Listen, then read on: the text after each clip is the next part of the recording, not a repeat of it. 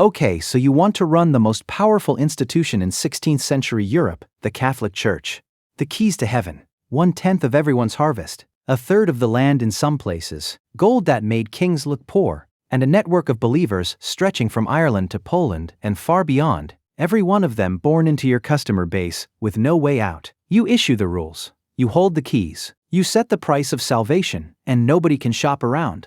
Sounds simple, it is not simple, and the story of how the richest-looking institution on earth ran chronically short of cash, and how the way it raised money helped blow roughly half of its own network apart in a single generation, is one of the strangest financial stories in all of history. Before you collect a single coin, you need to understand what the church actually was, because it was not one company, it was something else entirely. And that distinction is where almost everything goes wrong. The first thing nobody tells you when they picture the church is that it was never really one business. It was a franchise network, tens of thousands of them. Parishes, monasteries, bishoprics, cathedral chapters, each one with its own land, its own budget, its own local boss, and its own books. Rome held the brand and the final word on doctrine. It did not hold the cash registers. Think of a massive chain where every single store is independently owned and operated, and the corporate office collects almost nothing from the stores directly. That is the shape of the thing, and it explains everything that follows. Because when people say the church was rich, they mean the network was rich. The land, the buildings, the treasure, most of it sat in 100,000 local balance sheets, not one giant papal vault. So if you picture a single all-powerful corporation with one treasury, you are picturing something that never existed. The church was a brand that thousands of separate businesses were licensed to use, and that split between the brand and the cash registers is the thing that almost nobody on the outside sees. Now here is the part that sounds big and gets bigger. The single largest flow of money in medieval and early modern Europe was the tithe, 1/10 of everyone's harvest. A peasant who grew 100 bushels of grain handed over 10 of them to the local parish, and the same went for livestock, for eggs, for wool, for whatever the land produced. Every year, every household, this was the biggest recurring transfer of wealth on the continent, and almost none of it ever reached Rome. It stayed in the village, it paid the local priest, it repaired the local roof, it fed the local poor, it built the local church. The money never left the parish. Picture a farmer in a muddy village in the middle of nowhere, carrying 1/10 of his grain to the church granary, while 1,000 miles away in Rome the Pope is staring at an empty ledger. The richest network in Europe was running on a tax that the center could not touch, which raises the obvious question: if the tithe stays local, and the land is owned locally, what actually reaches the center? How does Rome pay for anything at all? Before we get to that, it is worth understanding what the church was really selling, because the land and the grain were not the business. They were just the meter the business ran on. The actual product was invisible. It was access to salvation, baptism, confession, the last rites, the Mass, forgiveness of sins, and the guarantee that your soul would be handled correctly after death. The church held the exclusive right to administer all of it. If you were born in Europe in the 1500s, you could not buy salvation anywhere else. You could not shop around. The church was the only provider on the continent, and it had held that monopoly for 1,000 years. That is the asset, not the gold, not the acres. The exclusive right to sell the most valuable product that has ever existed, with no competition and a customer base that could never switch providers. Everything else, every cathedral, every estate, every chest of silver, was just the meter that belief ran on, and the product was not a one-time sale. This is the detail that made the whole machine work. The church had a second layer to its product that made it repeatable and billable in a way almost nothing else has ever been. It was the doctrine of purgatory, the idea that most souls, even saved ones, spent time in an intermediate state, being purified before they could enter heaven. And here is the part that mattered from a revenue standpoint. You could keep paying for people after they died. Picture a widow in a small town, standing at the altar of a chantry chapel, endowing masses for her dead husband out of the family land. The priest says the masses, the land produces income, the income pays the priest, and the cycle runs for generations, all for a man who is already dead and cannot negotiate, cannot complain, and cannot switch providers. Chantries were founded all over Europe so that priests would pray for a family's souls forever. The customer could not switch, could not negotiate, and in many cases had already paid before the service was even due. It was the most loyal customer base in the history of commerce, because the customers were, quite literally, dead. You could not lose this customer to a competitor, and you could not lose this customer to old age, because the customer had already left the mortal market entirely. So the local network ran on the tithe and the land. The product was the monopoly on salvation, and the fear of purgatory made people pay for services long after they were gone. Now we finally get to Rome's actual problem. With all of that wealth flowing across Europe, the central institution was chronically, embarrassingly short of cash. The papal court was enormous. The wars in Italy were ruinous. St. Peter's Basilica was being rebuilt, and the bill was staggering. And the traditional sources of Roman income were a thin-hated trickle compared to the rivers of money moving through the local network. So what did Rome do? It taxed the franchise. A new bishop or abbot, appointed by Rome, paid a fee often equal to the first year's income of the job. That was called the annate. Rome sold offices in its own administration, literally creating new jobs just to sell them. It collected Peter's pence from a few northern countries. It charged for spiritual services on top. Imagine the corporate office of a franchise chain charging every new store owner for the right to open, then selling desk jobs at headquarters to raise extra cash, then charging the stores again for every service the brand was supposed to provide. That was the system, and it made Rome unpopular everywhere it reached. And that franchise analogy is not a metaphor. Rome actually did it. In the papal administration, offices were created and sold like positions at a counting table, and a buyer could recoup the price from the fees the office collected. New popes created fresh batches of offices specifically to sell them because the money was needed yesterday. Picture a clerk in Rome handing a sealed appointment to a wealthy buyer across a wooden table, while the coins change hands and the buyer's name goes into the ledger. That was how a piece of the Holy See was financed. Then there was Peter's pence, the annual payment that a few northern kingdoms, England, Scandinavia, Poland, sent to Rome as a sign of loyalty to the Holy See. A chest of silver crossing a border every year, a thin steady trickle from the far edge of the network, which is exactly why it mattered so much when the Reformation cut it off. But all of this still was not enough. Popes ran deficits. They borrowed from bankers. They sold more offices. And then, in the early 1500s, the papacy found a way to turn its most sacred product into cash on a scale it had never managed before. And that is where the story turns. Here is where it gets interesting. Because the deal that set the church on fire was not a single greedy pope in a vacuum. It was a joint venture, a prince, a bank, and Rome. In 1514, a young German nobleman named Albert wanted to be Archbishop of Mainz, one of the most powerful church positions in Europe. There was a problem. He already held 2 other bishoprics, and the rules said, 1 bishop, 1 diocese. Rome could grant an exception, and Rome did for a price. Albert did not have the cash. So he borrowed it from the Fugger family, the richest bankers in Europe, tens of thousands of ducats, to pay Rome for the job and for the permission to hold 3 at once. Now Albert needed to repay the bank, and he had no income to do it with. So Rome offered him a solution, a special indulgence campaign in his territories. The faithful would pay to reduce the time their souls, or their loved ones' souls, spent in purgatory. Half of the money would go to Rome for St. Peter's Basilica. The rest would go to Albert, to repay the Fuggers. The proceeds were already spent before a single coin was collected. The toll booth was open, the loan was signed, and the preacher they sent out was a Dominican named Johann Tetzel,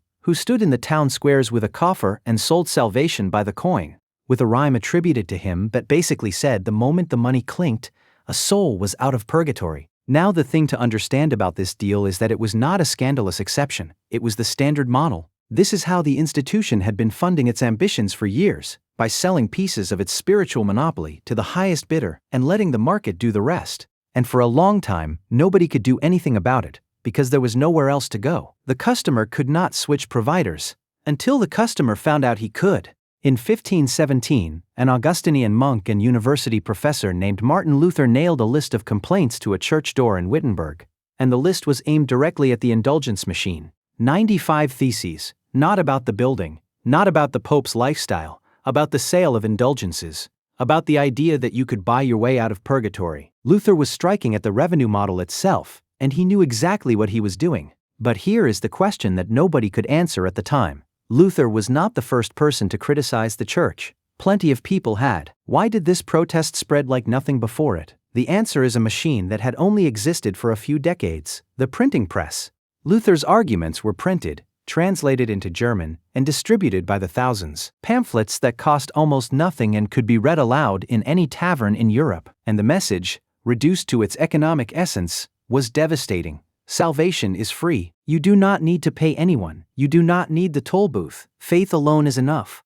Think about what that meant in market terms. The most valuable product in history, the exclusive right to access salvation, suddenly had a competitor, and the competitor's price was zero. It was the single most disruptive price cut in commercial history, and it was printed at scale and distributed across the entire continent. You cannot crush that with an edict. You cannot burn enough copies. The monopoly had been broken, and the customers were leaving the store. Now here is the part that turns the whole story from a religious dispute into an economic story.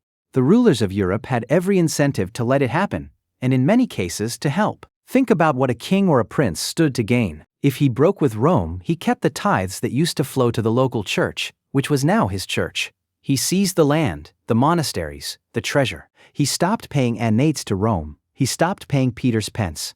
And he kept all of the money that used to flow out of his kingdom and into the papal treasury. For a ruler who was always short of cash, this was not just a religious decision, it was a financial windfall dressed up as a matter of conscience. Historians will tell you the Reformation was driven by faith, and it was. But the economics of defection were so powerful that they made the decision almost inevitable for any ruler who could get away with it.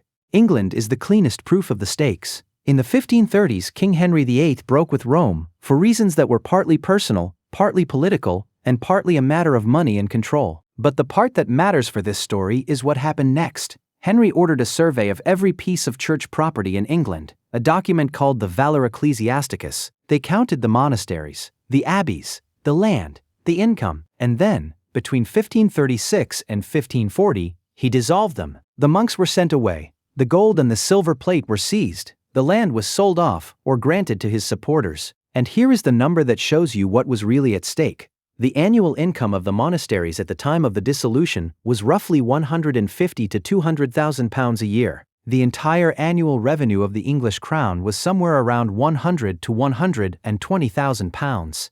Think about that. In a few years, one ruler confiscated an income stream that roughly doubled what his entire government collected. The richest institution in Europe did not lose this wealth in a slow decline. It lost it in a single decade, to a king who signed one document, and the land, the actual acres, did not move an inch. It was still there. It just belonged to somebody else. Now you might be thinking, fine, that is England. One king with one axe to grind and a broken marriage to blame. Why did the rest of Europe follow? The answer is that the same math was sitting on the table in every court on the continent. In the German lands, prince after prince did the same arithmetic Henry did, kept the church property in their own territories, and called it reform. In Scandinavia, the crowns simply took over the church wholesale. This was not a fluke of one kingdom, it was a pattern. Anywhere the ruler had enough power to break with Rome, the land changed hands within a generation. And the reason it could happen so fast is the thing that makes this whole story an economic story rather than just a history of religion. The wealth of the church was never really in the land.